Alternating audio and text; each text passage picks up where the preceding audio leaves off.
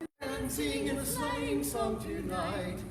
Jingle bells, jingle all the way. Oh, what joy it is to ride in a one-horse open sleigh. Hey! Jingle bells, jingle all the way. Oh, what joy it is to ride in a one-horse open sleigh. A day or two ago, I thought I'd take a ride, and soon Miss Fanny Bride was seated by my side. The horse was lean and lank, Misfortune seemed his lot. He got into a drifted bank, and then we got upsot. Jingle bells, jingle all the way. Oh, what joy it is to ride in a one-horse open sleigh. Jingle bells, jingle all the way. Oh, what joy it is to ride in a one-horse open sleigh. We are singing Victorian Christmas carols, so if you don't recognize the words, that's okay. Yeah, sure. The halls with boughs of holly, fa la la la la la la la. 'Tis the season to be jolly, fa la la la la la la la. Don we now our gay apparel, la la la la la la la. Troll the ancient Yuletide carol, la la la la la la la.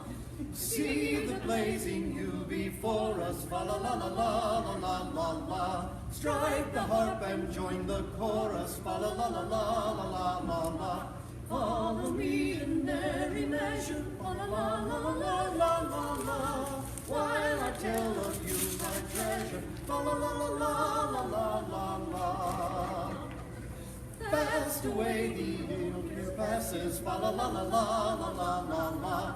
Hail the new ye lads and lasses, fa la la la la la la la. Sing we joyous all together, fa la la la la la la la. Heedless of the wind and weather, fa la la la la la la la.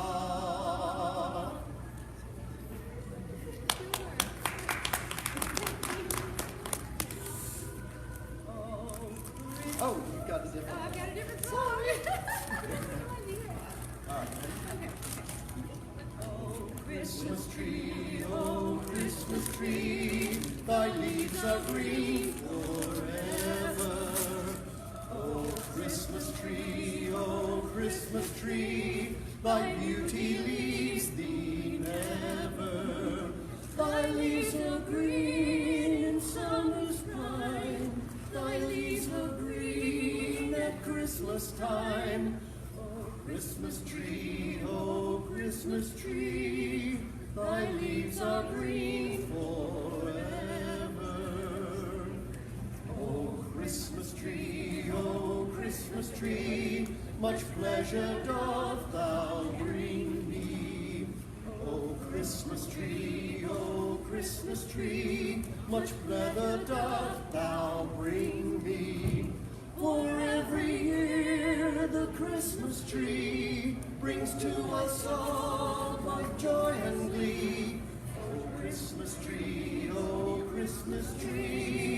much pleasure doth thou bring me. Oh, Christmas tree, thy candles shine out brightly. Oh,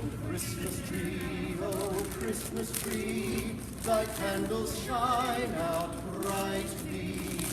Each bell of gold is tiny light that makes each toy to sparkle bright. Oh, Christmas tree, thy candles shine out brightly.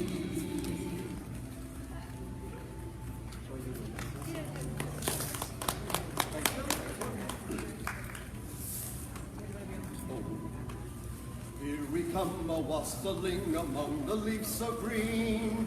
Here we come a-wandering so fair to be seen. Love and joy come to you, and to you you wassail too. And God bless you and send you a happy new year. And God send you a happy new year. Our wassail cup is made of rosemary tree, dadgummit, and so is your beer of the best barley. Love and joy come to you, your wassail too, and God bless you and send you a happy new year, and God send you a happy new year.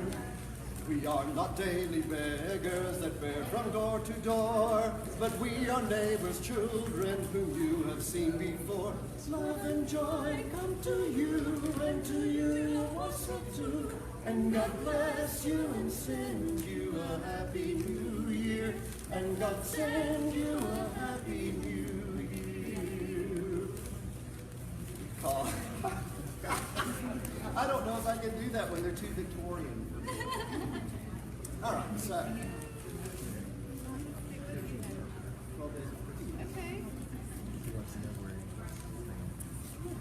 On the first day of Christmas, my true love sent to me a partridge in a pear tree.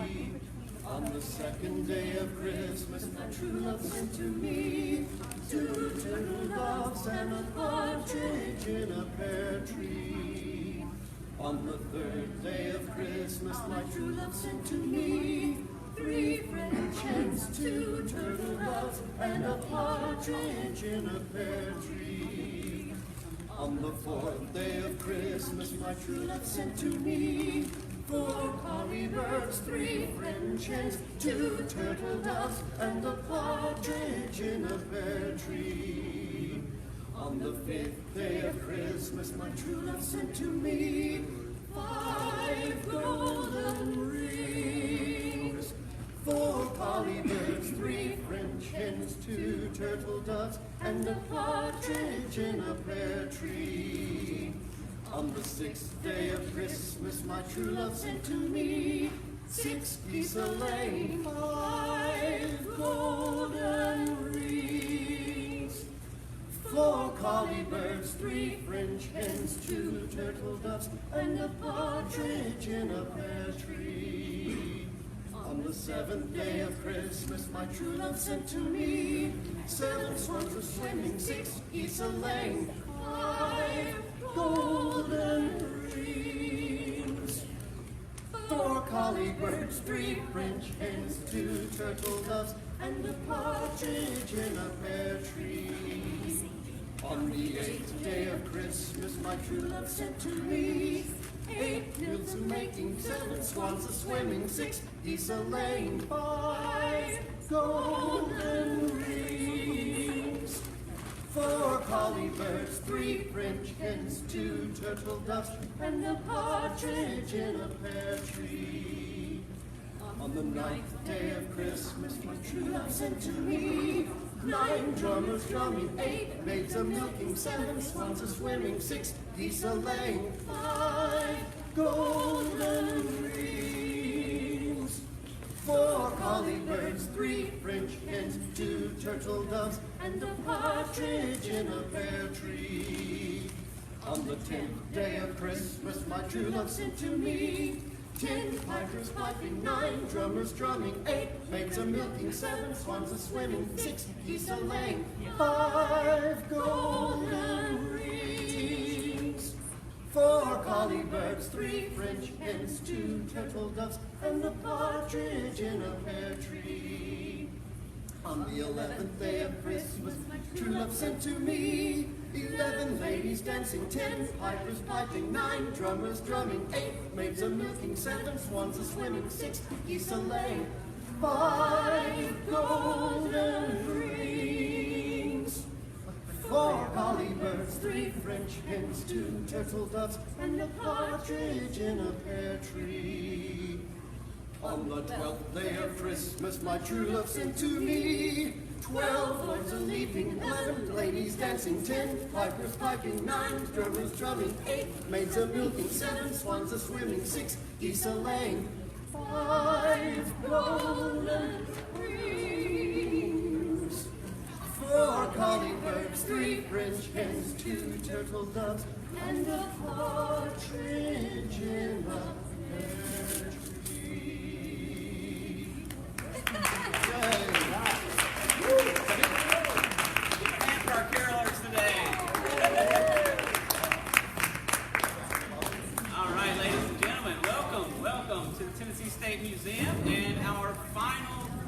Lunch and Learn of 2016. We're so happy to have you all, and for those that have come back over our several different Lunch and Learns, thank you for once again attending. Thank you to our first-time attendees. I'd also like to encourage you, I always take this opportunity to become a part of the State Museum as a member of our foundation. Each one of you should have a membership form in your seat. Please take that with you if you're not already a member. Lots of great benefits you get from becoming a member. There's many different levels of membership, and it could also be a great holiday gift to give for someone. So please consider joining us as we begin the march, the journey to the new Tennessee State Museum coming in 2018. Okay, without further ado, let us get started. This is our most festive Lunch and Learn. We're going to take a trip back to Christmases Past.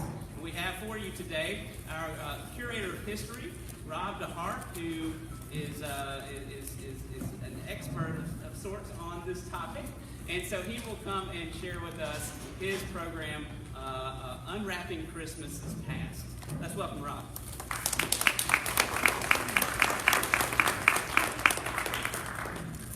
Thank you. We love doing these programs because we have about 150,000 items in our collection. But only 5% are on public display.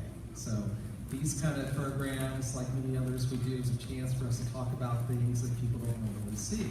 So what I'm going to do is give you a kind of a behind-the-scenes look at what we have in our collection related to the observances of Christmas.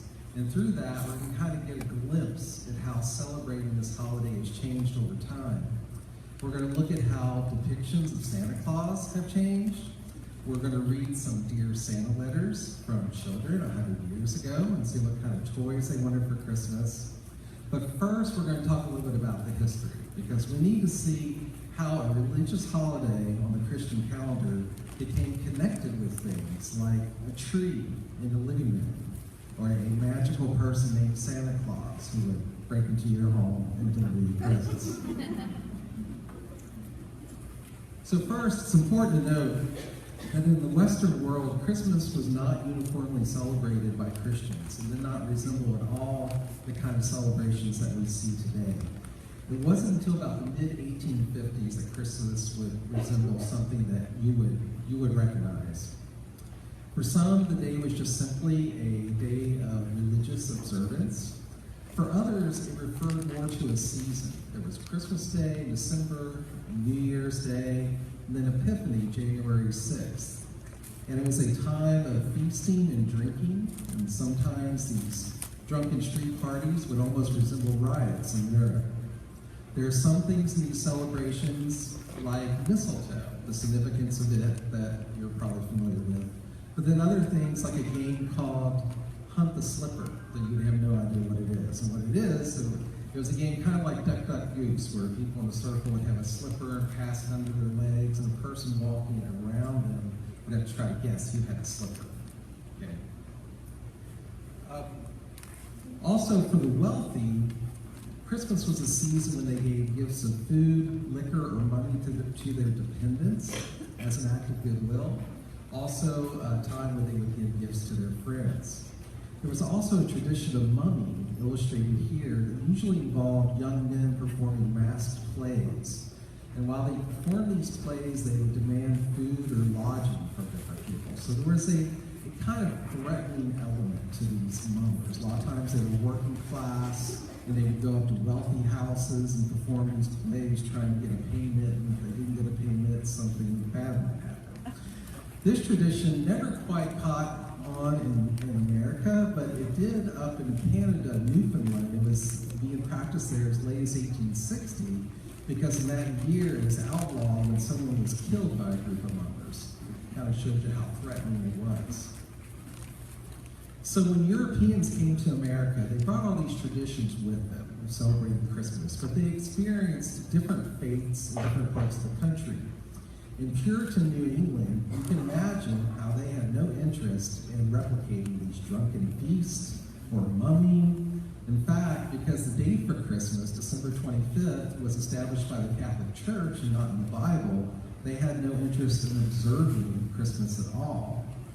So they didn't support any public displays of the holiday. In New England, more than other parts of the country, were the slowest to embrace the traditions of the Christmas tree and other things than the rest of the country. But in the South, we didn't have these restrictions. This is the Hermitage, home of President Andrew Jackson. There are accounts of what Christmas was like at the Hermitage before 1850. Life in the South, as you know, revolved around agriculture.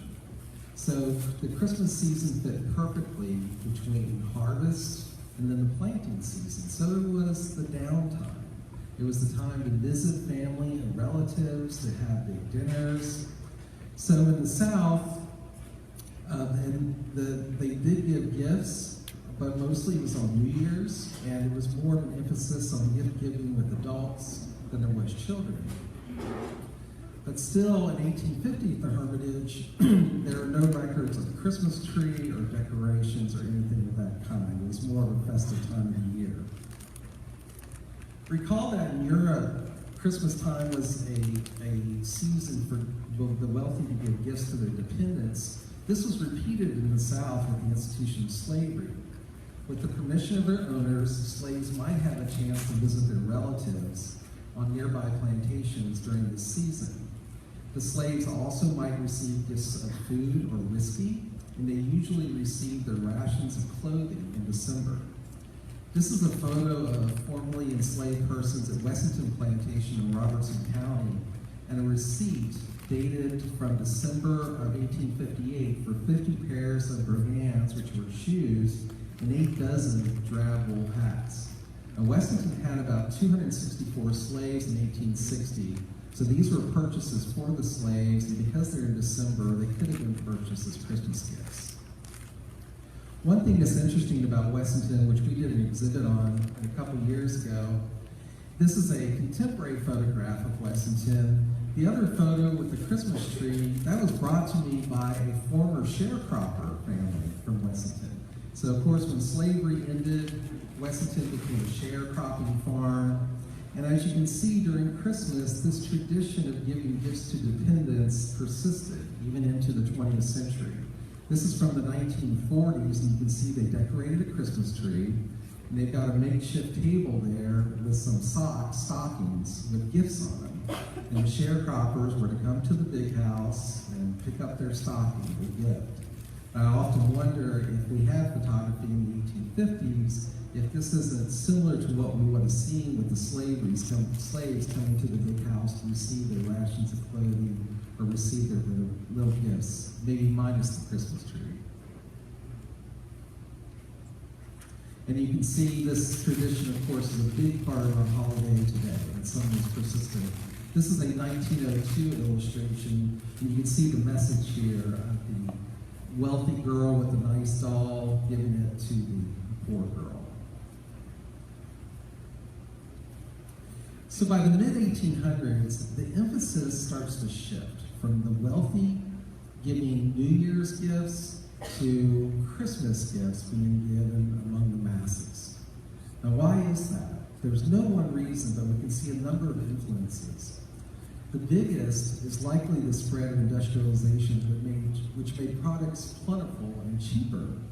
Also, more people working outside the home for a wage, and farmers are more producing for the market rather than just producing for themselves, so they have a little bit of money, and things are cheaper. Look at this ad from 1853 in a Nashville newspaper for Christmas gifts. It lists all the gifts, and then it also reads, the prices are so moderate that they are brought within the reach of all classes. The working man may now be with the affluent in the decorations of the dining table. So as you can see, these merchants are trying to attract just your average person, saying, yes, you can afford Christmas gifts, nice things to give to your family, to give to your children, and give to your spouses. The media also played its role about spreading traditions of Christmas. There was this German tradition of Christmas trees where actually, if we're honest about it, you can go back to pagan times and find when people found significance in the everlasting life represented by evergreens. And there's evidence they brought them into homes, branches in the homes, trees in the homes, but it was really the Germans who took off this idea of a Christmas tree in the house. The illustration on the left is from the London Times when Queen Victoria and Prince Albert brought a Christmas tree into Windsor Castle. And then you can see 2 years later, that same illustration was published in American journals and all over, but they changed it just a little bit. They took the crown off of Queen Victoria, and they took the little sash and the mustache off Prince Albert.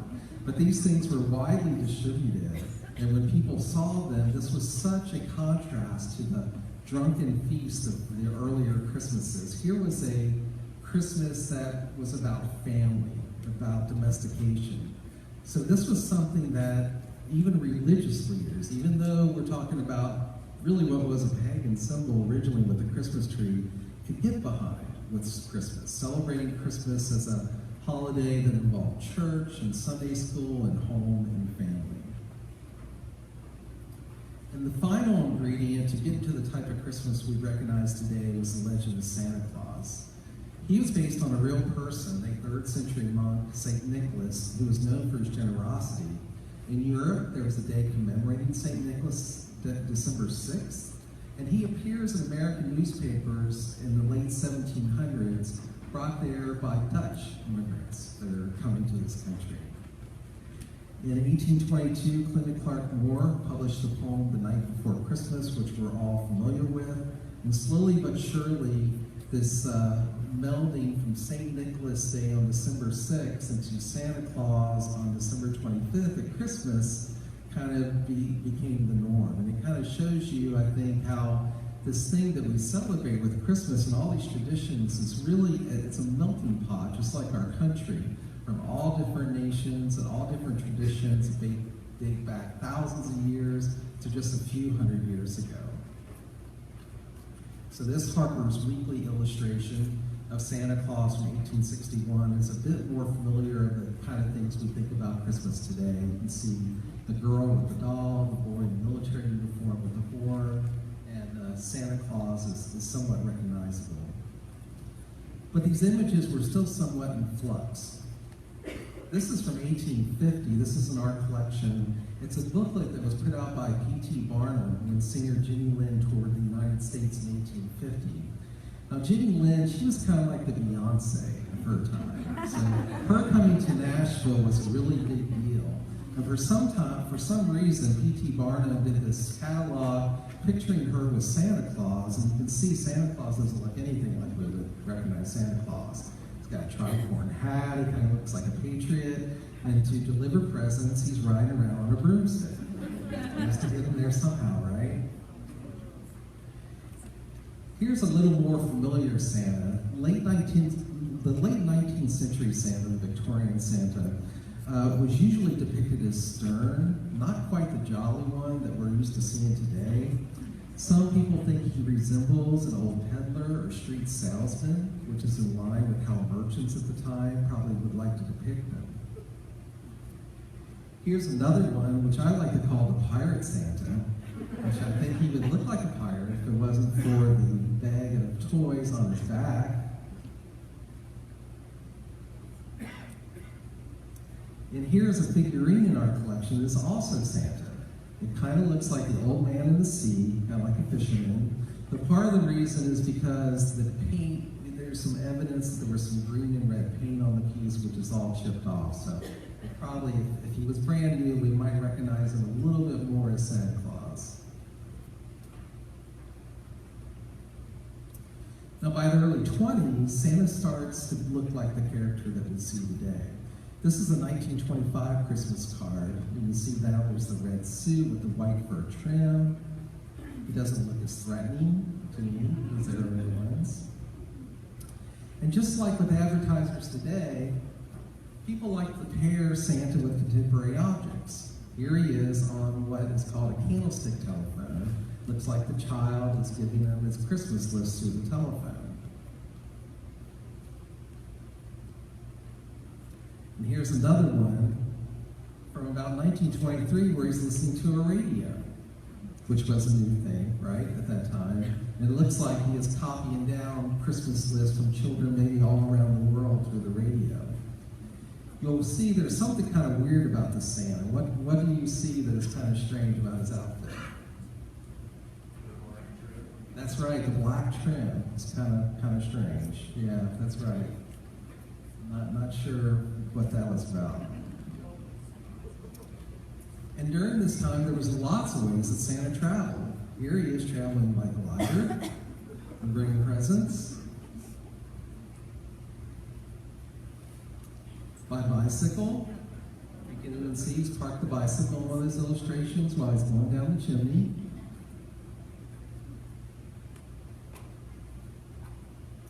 And by automobile. And this is back to the pirate Santa again.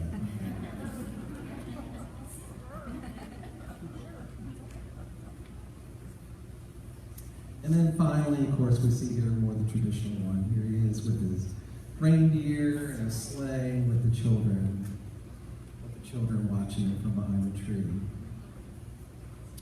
So you can see by these depictions that by the early 1900s, Christmas has truly become a children's holiday. It shifted from being focused on adults to focused on children. And by about late 1800s or early 1900s, newspapers start to publish letters from Santa, or letters to Santa from children. And I happened to print out some of those letters, which are really interesting because they kind of give us a glimpse into what Christmas was like for a child in 1900, what the things they were wishing for. Now, I could read some of these letters. They're very short, they're very cute, but I think it would be a lot more fun if somebody in the audience would help me read some of these. Would someone like to read one of these letters? You look like you might want to. No? Anybody else? Oh, yes, here. We need to get a microphone over here.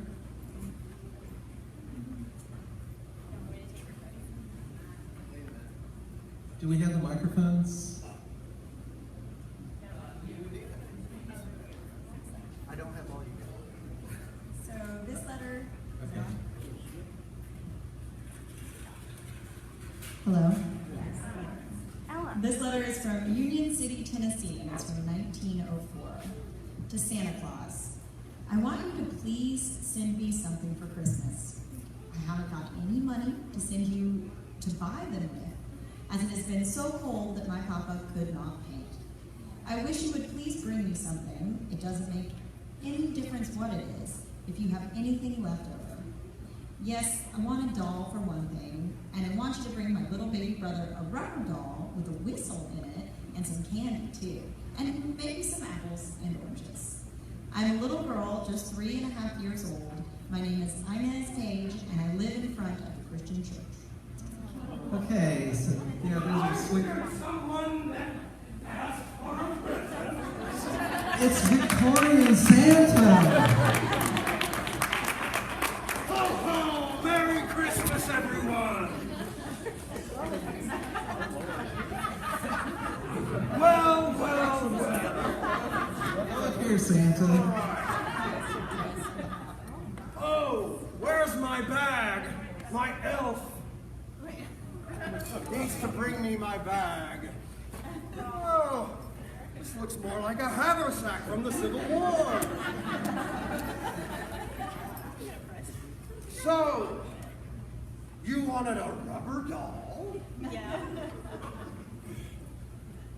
I already knew. Nope, that's not what you mean. This is hard. I haven't done this since last year. Let's let Rachel the elf help Ah, you. Rachel the elf. Here's a dolly for you. And then, where's the pineapple and orange? Oh, yes.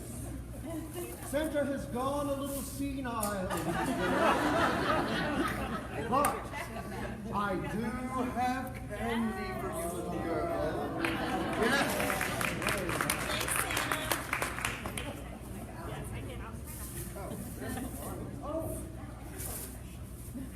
Okay, I need a boy. Orange. I need a boy to read a letter. Is there a boy here that would like to read a letter? Or I see one.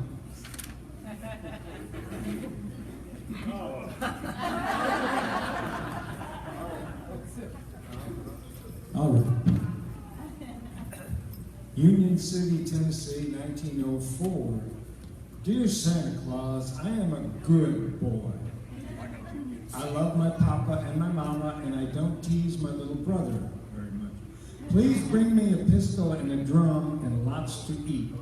Bring my brother some nice things. He hasn't been very good, but promises to do better. Snitty Tisdale. Well, Snitty Tisdale, I have brought you the pistol that you have asked for. Candy canes and, oh, the automobile for his brother. Yes. Ah, there you go. Modern design.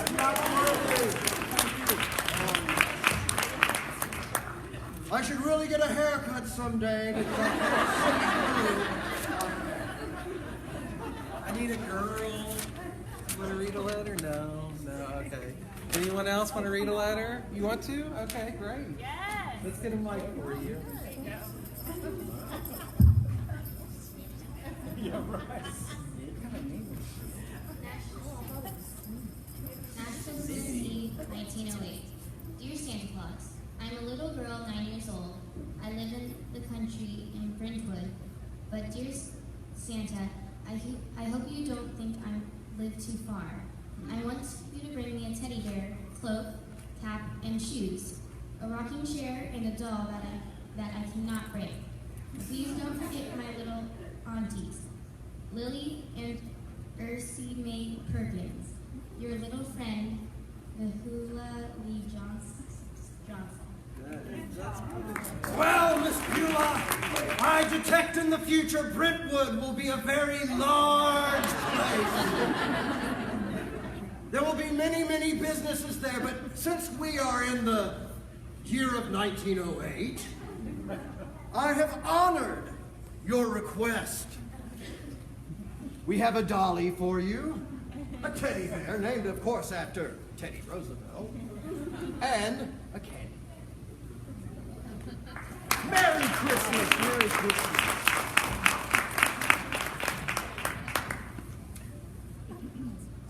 Okay, I need a boy. I need a boy.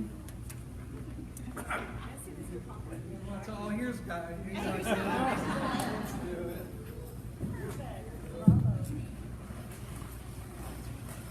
Columbia, Tennessee, 1900. Dear Santa Claus, I'm a little boy, 6 years old. I want some firecrackers, great big ones, and some Roman cannons. I want a nice little overcoat. I want a little axe to cut wood for Papa. I want some fruits, nuts, and candies. I want a knife and an air gun. Your little friend, Canon Roberts Page. Well, Cannon Page, here is your Roman cannon. And I brought you an apple and an ard. Now, I was afraid to give you an axe because I was afraid you might hurt yourself. But there is candy for you. All right.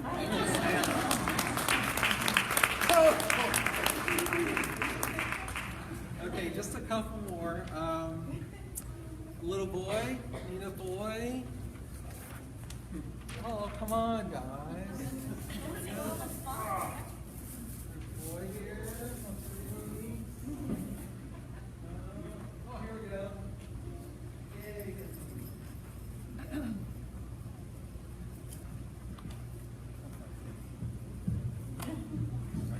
Dear Santa, I am a little boy, 7 years old, and I have been a good boy all the year.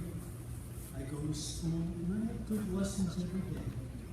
I want you to please bring me an automobile. If you have sent them all away, then bring me a large drum, a horn, a blackboard, and some oranges, candies, and nuts. Please remember my teacher, Lois. And don't forget my sister and Papa, and signed, George Bush. It said Al Gore. Well, this is G.W. Gore Jr., I thought. But it doesn't matter because I have things for you as well.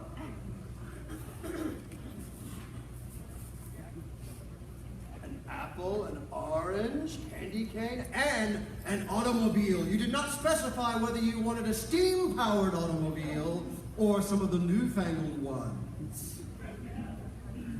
Okay, one more for a girl. Oh, good.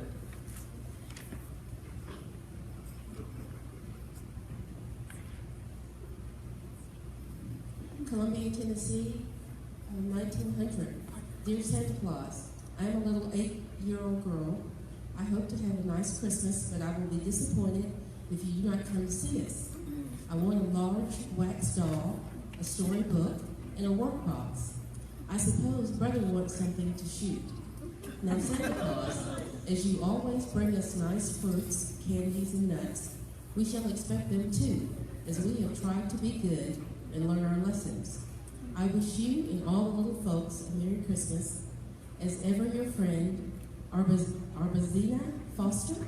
Yes. Arbazina Foster, I know you well, and I did bring you the very things that you asked for, including the pistol for your brother.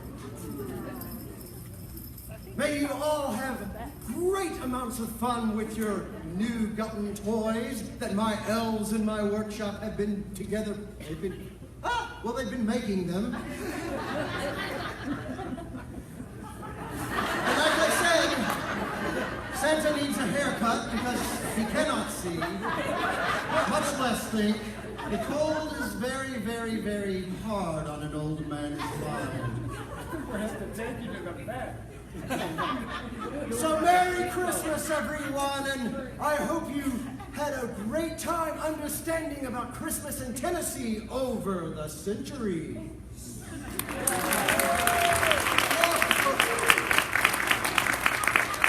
Now, Santa is not going far. We have a photo booth over here where you can get a selfie with Santa. We'll have somebody there to take your picture with Santa if you would like. And he is fairly harmless. So that ends our presentation. This is my last slide, 1949. By that time, we had the Santa that we recognize today. I really appreciate you guys being good sports and coming today, and have a great holiday. Thanks.